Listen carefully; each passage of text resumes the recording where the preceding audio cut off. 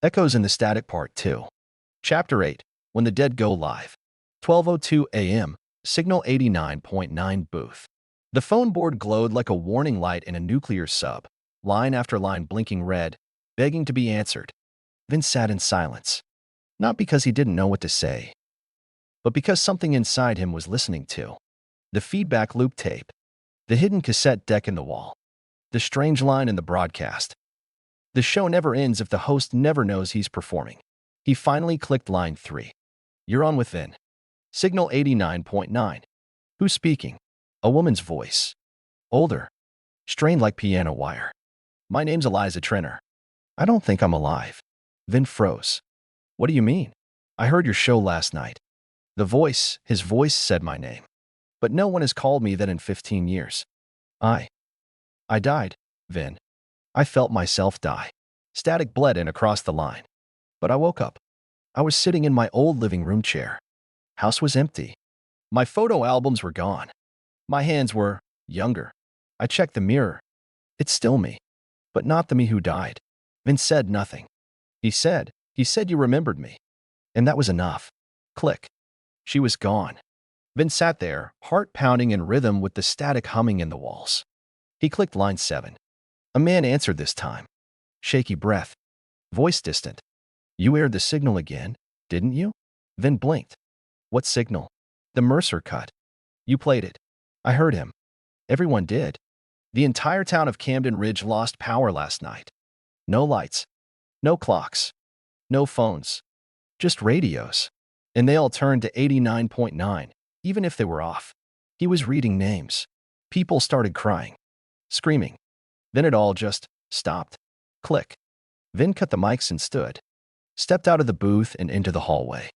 The lights flickered. Then dimmed. Then died. Total blackout. He stumbled forward, hands trailing the wall, when suddenly, the old reel-to-reel deck in the archive room powered on by itself. He watched from the doorway. No one touched it. The reels began to spin, and the speaker in the corner crackled to life. Case number 1173, Ashen Widow. Date of disappearance, October 11, 2015. Subject name, Marcy Graves. Caller recording recovered, Signal 89.9. Host, Lark, V. Vin blinked. He remembered that episode. Barely. A caller had described seeing a woman in white appear in his backyard for 3 nights in a row. Said she mouthed something he couldn't hear, then vanished. Everyone thought it was a prank. The woman's name was never said on air. But here it was, in his voice. Marcy. Marcy, come home. The window's still open. Vin stepped closer. Then heard his own voice on the reel say, this was never about solving cases. This was about remembering the dead, just long enough to bring them back. The reel stopped. He turned. The hallway was still dark. But at the end of it, a figure. Motionless. Tall. The man with no mouth. Holding a radio. Signal 89.9 blared from it, except now it wasn't just static. It was crying. Layered with hundreds of voices, all overlapping. Begging. Pleading. Whispering his name. Then bolted into the stairwell and took the fire escape out the back of the station. The cold night slapped him in the face. Rain fell in sheets. The alley behind the building buzzed with neon and nausea. He kept walking until the radio signal faded. Until he couldn't hear the show anymore. Until he stopped being the broadcast. 3:11 a.m. motel room, outside broadcast range. Then rented a cheap room with flickering lights and mildew carpet. He didn't turn on the radio. Didn't turn on his phone. He just sat and thought. Was the show a portal? Was he keeping the dead alive or dragging something else back? The static wasn't a symptom. It was a carrier wave. A vessel. And Mercer had only been the beginning. Then pulled out the envelope he'd taken from the archives earlier that day. One he hadn't opened. It was labeled Mercer, unsent broadcast // for Vin. Inside, a CD. Dated the night before Mercer vanished. He borrowed the front desk clerk's CD player. Put in the disc. And listened. Mercer's voice, crystal clear. You won't remember, Vin. Not all of it. But I left this for you. Because you were the only one who heard it without hearing it. That's why it chose you. If you're still broadcasting, stop. Because the dead don't want justice anymore. They want an audience. Chapter 9. The Feedback Room. For 33 a.m. Motel Room 108. Vin Lark sat in the dark, the CD still spinning in the player's tray. He didn't press repeat. He didn't need to. Eli Mercer's final words were etched into the silence now. The dead don't want justice anymore. They want an audience. He stared at his own hands, half expecting them to vanish. Fade into signal. Burn with white noise. How many times had he heard voices over the years and chalked them up to bad lines, faulty equipment, or overworked nerves? How many had been real? How many had been performing? Because if the dead weren't haunting the broadcast, they were starring in it. 7:12 a.m., signal 89.9. Then returned to the station as the sun broke over the city. The front lobby was dark. No one had been in all night. Malik hadn't called. No tech crew. The place felt abandoned, except the lights in the archive hallway were on again. The on-air light was lit. But no one was in the booth. Vin stepped inside the recording hallway and stopped dead. The door to the old sound lab was open. It had been locked since 2004, ever since the audio feedback incident that nearly deafened 2 interns. They called it the tinnitus room, a place the station buried and forgot. Until now. He stepped inside. The feedback room was nothing like he remembered. It had changed. Transformed. The padded walls were torn open. Old reel decks lined the perimeter, their magnetic tape spilling like entrails across the floor. Speakers hung from the ceiling on frayed cords, and each one played a different whisper. Overlapping. Layered. A dozen voices, maybe more. Some speaking backwards. Some crying. One voice repeating, "You are the vessel. You are the vessel. You are the vessel." In the far corner, a chair. Metal. Bolted to the floor.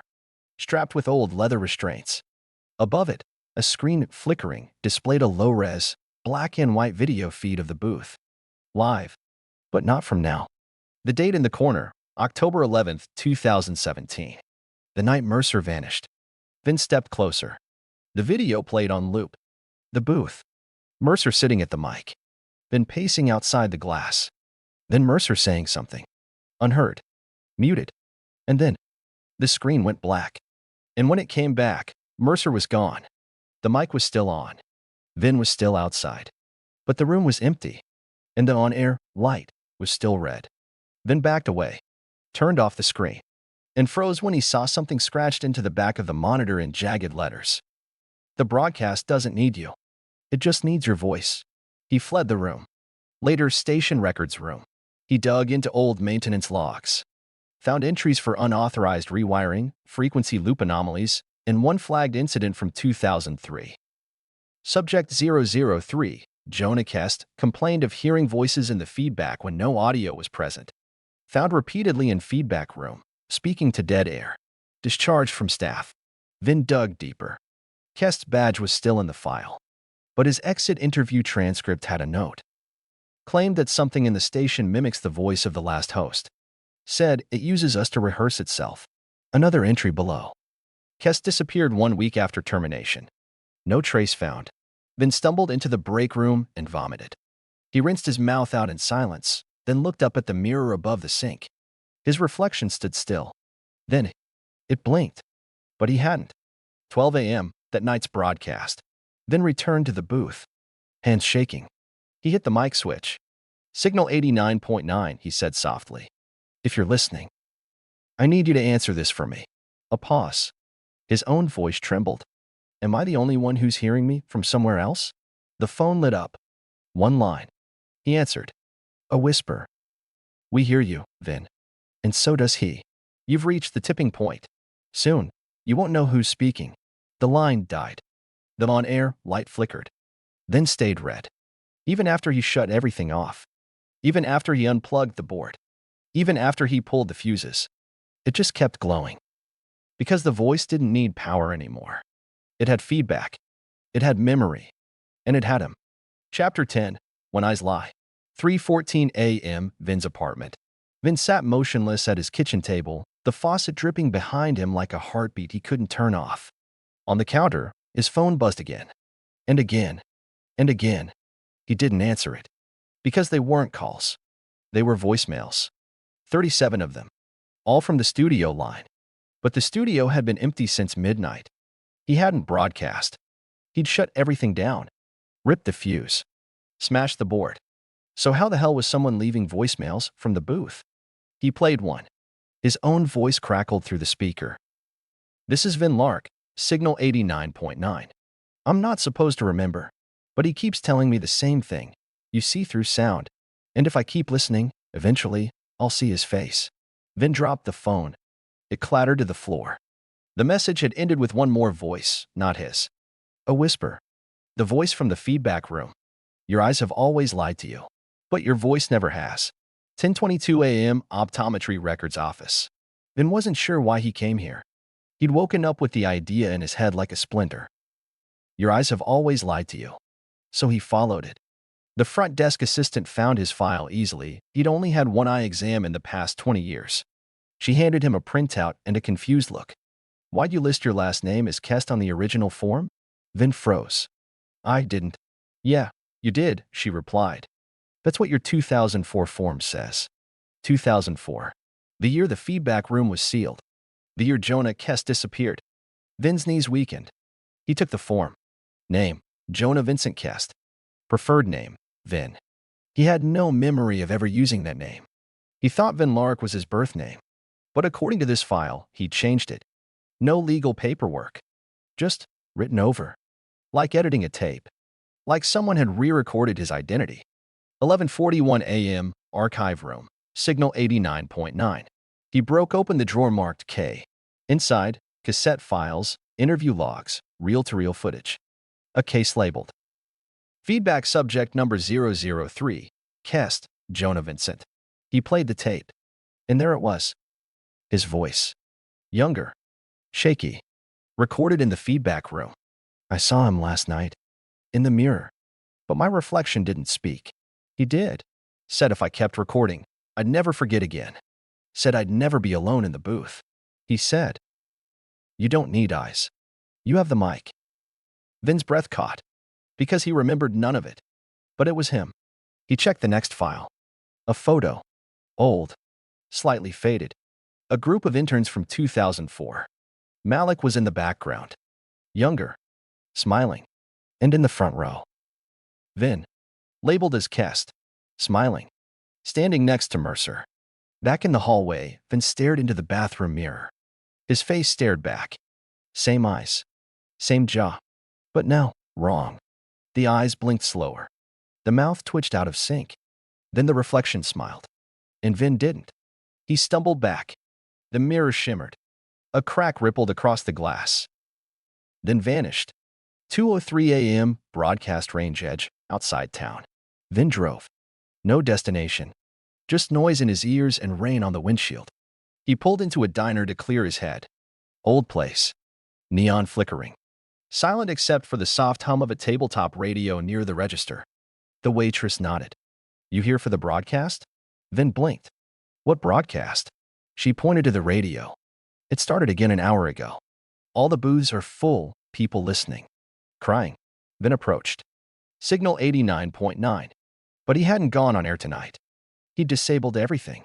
He picked up the radio. Listened. "This is Vin Lark, Signal 89.9. The face you're wearing isn't yours. It was recorded. You're just playing it back. Don't trust your eyes. Look into the static, and you'll see what's underneath." Vin dropped the radio. It shattered. The broadcast kept playing. From the coffee machine. From the buzzing light. From inside the rain. As he fled the diner, he passed a man standing at the edge of the parking lot. The same figure. Blank face. No mouth. No eyes. Just a mirror strapped to his chest. It reflected Vin. And then, the mirror smiled. Chapter 11. Someone Else's Memories. 3:17 a.m., roadside pull-off. Highway 15. Vin parked beneath a broken streetlight and killed the engine. The rain had thinned to a mist, but everything still sounded wet, like the world was dissolving at the edges. His hands gripped the steering wheel long after he stopped the car, knuckles white. His own breath fogged the windshield, proof he was still alive, still himself. Maybe. Because something was wrong. Not with the show. Not with the voice. With his memories. The mirror at the diner. The intern photo. The name on the file, Jonah Vincent Kest. He remembered growing up in Low Haven, working odd jobs, drifting into radio because he liked the quiet. But now, his mind itched with flashes that didn't belong. Old carpet beneath his knees, the low whir of a reel-to-reel recorder, a woman's voice sobbing through headphones, a man with a blank face holding a mic to his lips and whispering, "Say it again. Make it real." 7:04 a.m., Vin's apartment. The door was open when he got there. He stood in the hallway for a long time, not moving, not breathing. Then he stepped inside. No one waited for him. But something had changed. On his desk, a folder, unmarked. Inside, a single photograph. A boy, age 10, sitting in front of a microphone. Behind the boy, standing in shadow, the man with no mouth. He was holding a hand on the boy's shoulder. Vin flipped the photo over. In faded handwriting. First voice. Recorded 1996. Subject, Kest, J. He sat down hard. His stomach twisted. Because he'd always told people his first time on radio was college. But the boy in the photo was him. Younger. Eyes wide. Not scared. Not confused.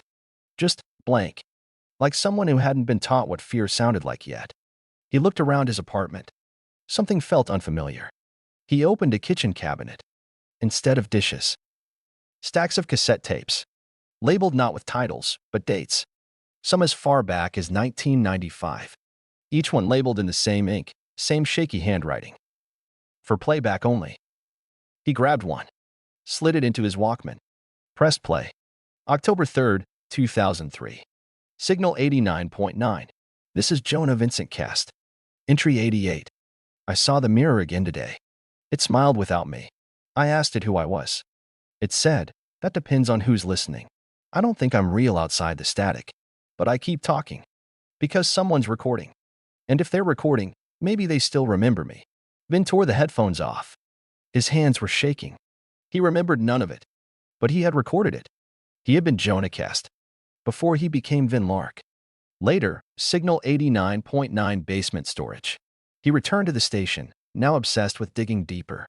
He found an old staff locker marked Kest, J. The key was taped inside the fuse box.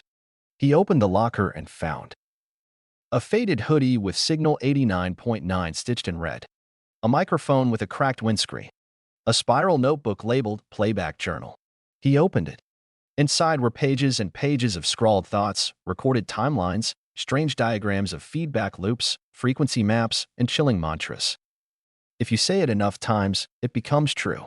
Echoes aren't past. They're rehearsals. He's not copying your voice. You're echoing his. Vin turned to the last page. It was dated October 11th, 2017. The day Mercer vanished. The last thing written. He's trying to rewrite me. I think he already has. If this is still me, stop broadcasting. 11:59 p.m., Signal 89.9. Vin sat in the booth, notebook beside him, hand hovering over the mic switch. He looked at the red, on-air light. It was already glowing, even though he hadn't started the show. He pressed the mic switch, took a breath, and said, "This is Vin. No, this is Jonah Vincent Kest. If anyone out there remembers me, call in." The phone lines lit up. Line 1. A woman, breathing heavy. "Jonah, you used to read my poems on the air. You told me I was still alive." Line 2. A man's voice. "I knew your voice before I knew my own name." Line 3. A child, whispering. "He wears your voice now." Vin's voice cracked. "Who?" "The mouthless man. He's the reason you forgot. He doesn't speak. He records. You gave him your name, and he gave you back the wrong one." Vin stared at the static on the monitor. And deep within the waveform, he saw something pulse. A shape, not sound. A face. His face. But not smiling. Screaming. Chapter 12. The Girl in the Basement. For 42 a.m., Signal 89.9. West exit stairwell. Vin paced the lower stairwell, cassette in hand, heart rattling against his ribs. The girl's voice on the line had chilled him. You gave him your name, and he gave you back the wrong one. It made him feel unzipped, unstitched, like a person only recorded, then played back with slight airs. Static woven into skin. He needed answers, not symbols, not feedback, not echoes. A name, a face, a place. He found all three behind the locked door at the bottom of the station. Basement Archives. Authorized entry only. He'd never been down there. He didn't even know there was a basement beneath the station's old transmitter room. But the spiral notebook from the locker, the one labeled Playback Journal, had a map scribbled in the back. The final page simply read, "She's still down there. She remembers. 5 a.m., the basement door." He broke in with a crowbar. The air hit him like breath held too long, damp, old, dense with a coppery taste. It smelled like rain-soaked tape and mold. A cold draft slithered up his spine. The stairs wound downward, deeper than the building's blueprint allowed. The walls were unfinished concrete, covered in damp patches and strange black mold that pulsed faintly in the low light. At the bottom, a narrow hallway, flickering utility lights. And at the far end, a steel door with a small glass window. Vin stepped forward, looked inside, and there, slumped in the corner under an old emergency lamp, was a girl, pale, thin, wrapped in a moth-eaten blanket, eyes wide open, watching him. He threw open the door. She didn't scream, didn't flinch. She just said, "Jonah." Vin froze. I'm not." She tilted her head. "You forgot again." He stepped back. "Who are you?" The girl rose shakily to her feet. She looked 19, maybe younger. Her face held the kind of silence that doesn't come from fear, but from being ignored too long. "They left me down here," she whispered, "because I knew your voice. I was one of the callers. He told me things. Through you." Vin's voice cracked. "Who?" "The one without a mouth. The one who listens. He said you'd remember me, eventually." She reached into a metal lockbox in the corner and pulled out a tape recorder. Small, red, cracked on the edge. She pressed play. Vin's voice came through instantly. "This is Jonah. Night 12. She keeps calling. The girl who shouldn't exist. She remembers broadcasts I never aired. I don't know if she's dead, dreaming, or a memory left behind. But she's listening. Always listening. Her name is E." The tape cut out. Vin whispered, "What's your name?" She looked at him, eyes wet but unblinking. "Nora. Nora." That name, it triggered something. A pressure behind his eyes. Like a lock clicking open on the other side of a dream. He saw her, sitting in a recording booth. 15? Maybe 16? Reading poetry into the mic while he, Jonah, nodded from the sound booth. Her voice soft. Nervous. Beautiful. Then the memory twisted. The power went out. Everything went silent. The mic stayed live. And something else, something not human, started to whisper through her voice. Distorting her words. Twisting them. And he, Jonah, just listened. Because he couldn't tell where her voice ended and his own had begun. Back in the basement, Vince stepped back. "You've been here since then?" Nora nodded once. "They couldn't erase me. So they locked me where the signal couldn't reach. But he still found ways to speak. Through walls. Through static. Through you. He's been writing new versions of you every time you forget. He's trying to find the one that lets him stay." Vin felt dizzy. There's no way this is real. She reached out and touched his chest. Right over his heart. "You think sound lives in the ears," she whispered. "But it doesn't. Not when he gets inside." She pulled away. And that's when he saw it, etched into the wall behind her, over and over again. Vin equals playback / Jonah equals record. Voice doesn't lie. Memory does. Don't let him speak through her again. They left the basement together. For the first time in years, Vin wasn't alone in the booth. He had a witness. Someone who remembered what shouldn't be remembered. But even as he prepped the next broadcast, the on-air light flickered on. Before he touched the board. And on the feedback monitor. Two shadows sat at the mic. Only one of them had a face. Chapter 13. Ghost in the Console. 12:06 a.m. Signal 89.9 control booth. The on-air light was glowing. But neither Vin nor Nora had touched the mic. The broadcast board was powered down. The fader bars were flat. The transmit switch was still physically disconnected. And yet, the red light shone like a living eye, watching. Waiting. On the console screen, the feedback monitor flickered. Two figures sat in the booth. One was Vin. The other had no face. Nora stood still beside him, her breath shallow, lips slightly parted in a word she hadn't formed yet. "Is that," she whispered, "us?" Vin shook his head. "No." And somehow, yes. The camera feed wasn't showing a live view. It was showing a loop. a memory, or a recording. And then it changed. The screen glitched. The figures flickered, and the faceless one turned its head slowly, directly, toward the camera, and smiled. Except it didn't have a mouth. Vin slammed the console power switch. Nothing happened. The console remained active. The broadcast clock reset to midnight and began counting again. Nora pointed at the screen. Vin, your reflection in the glass. He turned to the studio window. His reflection was there, but it wasn't mirroring him. It was still, sitting calmly, and whispering something inaudible. He leaned in, and the reflection's mouth moved but out of sync. 1:04 a.m. Signal server room. They rushed to the back room behind the main studio, a humid, cable-strewn chamber where the server rack hummed like a nervous animal. Vin grabbed a flashlight. I'm cutting the power manually, he said. If we kill the server, we kill the signal. He reached for the primary feed switch, but Nora grabbed his wrist. Wait, look. The power node had been rewired. Carefully. Recently. One cord was labeled FBL root. Feedback loop, root console. Next to it, a slot that wasn't standard. Something jury-rigged. Inside it, a tape deck. And it was spinning. Then opened the panel. Inside, an old broadcast tape. Labeled in familiar handwriting. Ghost console // host 003 / continues playback. Nora stared at it, jaw tight. He's not broadcasting through the console, she said softly. He's broadcasting as the console. Vin yanked the tape. Everything went dark. The power grid stuttered. For a full 5 seconds, the entire building groaned, lights pulsing like a dying heartbeat. Then, pop. The monitor near the door rebooted. One line appeared. Signal loss equals host collapse. Restore playback or risk data purge. Nora whispered, he's treating you like a hard drive. Not me, Vince said. Jonah. 1:26 a.m. outside the studio. They stepped back into the booth hallway. The air felt heavier. Every screen blinked the same message. Mic check. 1, 2, 3. Over and over. 1, 2, 3. A voice test. A loop. Practicing. Waiting. Vince stepped into the booth. The chair was warm. The fader bar moved on its own.